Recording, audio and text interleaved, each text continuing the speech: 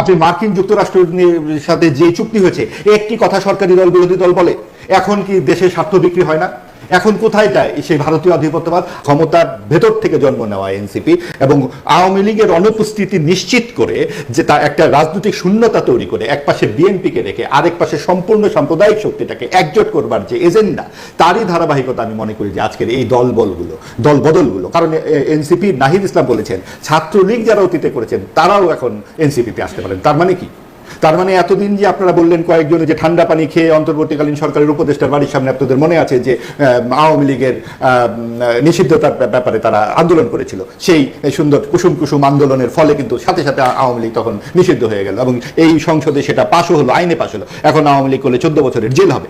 তো যে জেল হবে যাদের, সেই তাদের ছাত্র সংগঠন করলে নাকি কোনো অসুবিধা নাই। অর্থাৎ যে আদর্শের কথাটা বলা হলো, আমরা কিন্তু এখন পর্যন্ত তাদের পরিষ্কার আদর্শ জানি না। এনসিপির রাজনৈতিক আদর্শ কি, বা এই সাম্প্রদায়িক দলগুলো তাদের আদর্শ কি? আসলে তাদের আদর্শ কি? আওয়ামী লীগকে গালিগালাজ করা, ফ্যাসিস্ট বলা, আর তারা বলা আমরা জুলাইয়ের মহান সৈনিক।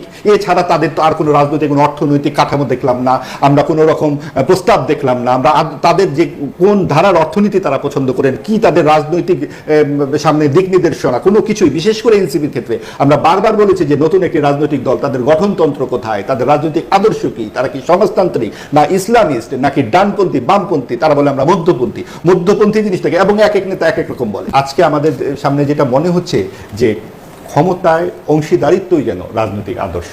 প্রধান একটি হচ্ছে ভারতীয় আধিপত্যবাদ, যে ভারতীয় আধিপত্যবাদ বিরোধী রাজনীতি, এবং আওয়ামী লীগ ভারতের দোসর ছিল, এখানে সব ভারতের স্বার্থ দেখত ইত্যাদি। এই সব বিষয়গুলোকে সামনে অনেক বারবার বলা হয়েছে। এবং যখনই নির্বাচনটা সামনে এলো, যখন অন্তর্ভুক্তিমূলক নির্বাচনের কথা আমরা অনেকে বললাম যে আওয়ামী লীগের কোন প্রশ্নে জাতীয় ঐক্যমত তৈরি করে বাদ দেওয়া হচ্ছে, নিরপরাধ তো এখানে কর্মী নেতা অনেকে আছে, তখন বলা হলো দেখেন এটা ভারতীয় দোসর, এটা আওয়ামী লীগের প্রেতাত্মা, উচ্চারণই করতে দেওয়া হয় না, প্রায় মক সন্ত্রাস করে ফেলা হয়। এখন যখন নাহিদ ইসলাম বলছেন তখন হয় না সেটা প্রেতাত্মা। তার মানে যখন তারা বলবেন সেটা সহি, আর যখন তার বিরোধীরা বলবেন সেটা সহি না। এবং এইটাই হলো আদর্শহীন রাজনীতি। আপনি যদি আদর্শ থাকতো রাজনীতিতে, তাহলে কিন্তু এক এক কথা হয় না। তারা কিন্তু সংসদে যেতে চেয়েছে, সেটা হয়ে গেছে, এখন তাদের পরিসর বড় করতে হবে।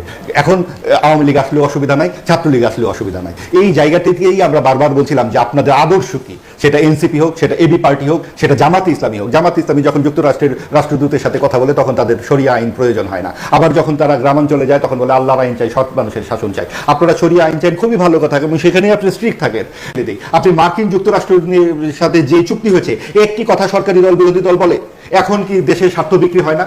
এখন কোথায় যায় সেই ভারতীয় আধিপত্যবাদ? আমরা ভারতীয় আধিপত্যবাদের যেমন বিরোধিতা করি, আমরা মার্কিন যুক্তরাষ্ট্রের সেই আধিপত্যবাদের বিরোধিতা কিন্তু পাকিস্তানের আধিপত্যবাদের বিরোধিতা করি।